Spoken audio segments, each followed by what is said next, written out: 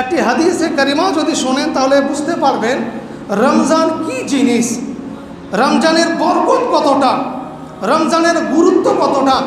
বারাদারানে মিল্লাত ইসলামিয়া, একজন সাহাবী রাসূল হযরতে কাব রাদিয়াল্লাহু তাআলা আনহু তিনি বর্ণনা করছেন যে হুজুর নূর সরওয়ারে কায়নাত সাল্লাল্লাহু আলাইহি ওয়াসাল্লাম তিনি একদিন আমাদের সকলকে আহ্বান করলেন একত্রিত হওয়া, কি আমার মিম্বারের সামনে তোমরা উপস্থিত হয়ে যাও। সাহাবায়ে কেরামগণ যেমন এরকম রাসূলের ডাক পেয়েছেন, নবী ডেকেছেন, মিম্বারের নিকট অর্থাৎ মসজিদে নববীতে যে মিম্বার আছে এই মিম্বারের সামনে আমাদের উপস্থিত হতে বলেছেন জুমার দিন। আল্লাহু আকবার। নবী ডেকেছেন, সাহাবায়ে কেরামগণ আস্তে আস্তে আস্তে আস্তে সবাই একত্রিত হয়ে গিয়েছেন মিম্বারের সামনে মসজিদে নববীতে। আল্লাহু আকবার। হুজুর সাল্লাল্লাহু আলাইহি ওয়াসাল্লাম সবাইকে একত্রিত করে উপস্থিত করলেন। এমন তো অবস্থায় যখন রমজান মাসে নবী আমার এই মিম্বারে প্রথম পা দিলেন, নবী আমার একটু উঁচু আওয়াজে বলছেন আমিন। আবার দ্বিতীয় পা যখন রাখলেন, দ্বিতীয় নম্বর মানে আর কি সিঁড়িতে দ্বিতীয় নম্বর এতে, তখন নবী আবার বলছেন আমিন। তৃতীয় নম্বরে যখন পা রেখেছেন আবার নবী আমার বলছেন আমিন। আল্লাহু আকবার। সাহাবায়ে কেরামগণ তো বুঝতেই পারলেন না এটা কি হয়ে গেল। এখানে একটা জিনিস মাথায় রাখুন, এই যে মিম্বার যেখানে ইমাম সাহেব দাঁড়িয়ে খুতবা দেন, এই মিম্বার হুজুর সাল্লাল্লাহু তাআলা আলাইহি ওয়াসাল্লাম সবচাইতে উঁচু স্থানে মানে 3 নম্বর সিঁড়িতে উঠে খুতবা দিতেন। যেই জায়গায় হুজুর সাল্লাল্লাহু আলাইহি ওয়াসাল্লামের পা ছিল সেই জায়গায় ইমামদের সর অর্থাৎ মাথা আসে এখন বর্তমানে। এই জন্যই ইমামগণ এখন বর্তমানে 3 নম্বর সিঁড়িতে পা দিয়ে খুতবা দেন। যাই হোক, হুজুর সাল্লাল্লাহু আলাইহি ওয়াসাল্লাম যখন প্রথম নম্বর সিঁড়িতে উঠলেন তবু আমিন বললেন, তৃতীয় নম্বর উঠলেন তবু আমিন বললেন। নামাজ সমাপ্ত হয়ে গেল। নবী আমার মিম্বার থেকে যেমন নিচে নেমেছেন, হযরতে কাব রাদিয়াল্লাহু তাআলা আনহু বলছেন, বলে হুজুর আমি একটা জিনিস বুঝতে পারলাম না, আজকে আমার হাবিবের নিকট থেকে, আমার পেয়ারা আকার নিকট থেকে নতুন একটা শব্দ শুনতে পেলাম, এর পূর্বে আমি কোনোদিনই শুনিনি। বলে কি শব্দ? বলে হুজুর এর পূর্বে তো আপনি মসজিদে মিম্বারে খুতবা দিয়েছেন, কিন্তু মিম্বারে তো পা রাখার সময় আপনি আমিন বলেননি। আজকে রমজান মাসে আমিন কেন বললেন? তৃতীয় সিঁড়ি পর্যন্ত যতবার সিঁড়িতে পা দিয়েছেন আমিন কেন বললেন? নবী আমার বলছেন, বলে সাহাবাগণ শুনতে চাও? বলে ইয়া রাসূলুল্লাহ শুনতে চাই।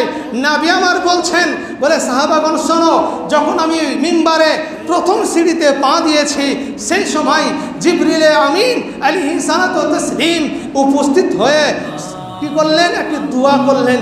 কি দোয়া?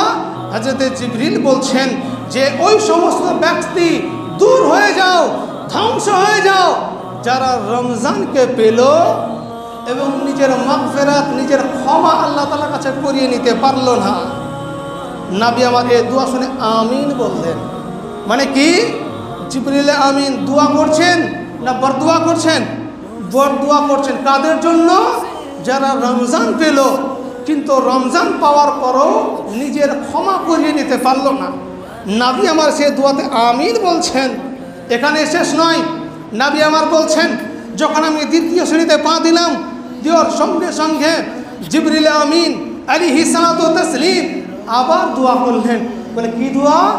নবী আমার বলছেন, বলে জিবরিল আমিন দোয়া করছেন যে ওই সমস্ত ব্যক্তিরা ধ্বংস হয়ে যাক, ওই সমস্ত ব্যক্তিরা দূর হয়ে যাও যাদের নিকটে নবীর নাম বলা হলো, যাদের নিকটে হুজুর সাল্লাল্লাহু আলাইহি সাল্লাম অর্থাৎ আমার নবী আমার বলছেন আমার নাম বর্ণনা করা হলো, আর আমার নাম শুনে সে দুরূদ পড়ল না, সে যেন ধ্বংস হয়ে যায়। বুঝতে পারলেন? সুতরাং এখান থেকে আরো একটা জিনিস বুঝতে পারা যায় যে নবীর নাম শোনার পর আমাদের কি করতে হবে? দুরূদ পড়তে হবে। হাদিসের মধ্যে রয়েছে পৃথিবীর মধ্যে সবচাইতে কৃপণ ব্যক্তি, সবচাইতে কঞ্জুস ব্যক্তি, সবচাইতে অধম ব্যক্তি হলো ওই ব্যক্তি যে নবীর নাম শুনলো কিন্তু নবীর নামে দুরূদ পড়ল না। সবচাইতে কৃপণ ব্যক্তি হলো সেই। নবী আমার বললেন, বলে কাব শোনো, আমি যখন তৃতীয় নম্বর শ্রেণীতে পা রাখলাম তখন জিবরিল আমিন আলাইহিস সালাতু ওয়াস তাসলিম আরও একটি দোয়া করলেন। বলে কি দোয়া? হযরত জিবরিল আমিন দোয়া করছেন যে ওই সমস্ত ব্যক্তিরা ধ্বংস হয়ে যাক যে সমস্ত ব্যক্তিরা তার মাতা পিতাকে বৃদ্ধ অবস্থায় পেল, কিংবা মাতা পিতার মধ্যে যে কোনো একজন, হয় বাপ কিংবা মা, দুইজনের মধ্যে একজনকে বৃদ্ধ অবস্থায় পেল আর তিনাদের খিদমত করে জান্নাত অর্জন করতে পারলো না, তার ধ্বংস হয়ে যাক। নবী আমার বলছেন আমিন। বলুন, প্রথম নম্বরে বিনা রোজাদারদের বিরুদ্ধে দোয়া, নবী আমিন বলছেন।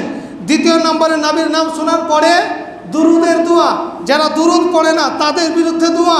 তৃতীয় নম্বরে যে সমস্ত ব্যক্তিরা নিজের মাতা পিতার খিদমত করে না, বৃদ্ধ অবস্থায় মাতা পিতাকে বাড়ি থেকে বের করে দিচ্ছেন, বৃদ্ধ অবস্থায় মাতা পিতার সেবা করছেন না, খিদমত করছেন না, তাদের বিরুদ্ধে দোয়া করছে কে? জিবরিল আমিন দোয়া করছেন। আর আমিন বলছেন আমাদের আকা মওলা সাল্লাল্লাহু আলাইহি ওয়াসাল্লাম। চিন্তা করে দেখুন দোয়া কবুল হবে কি হবে না।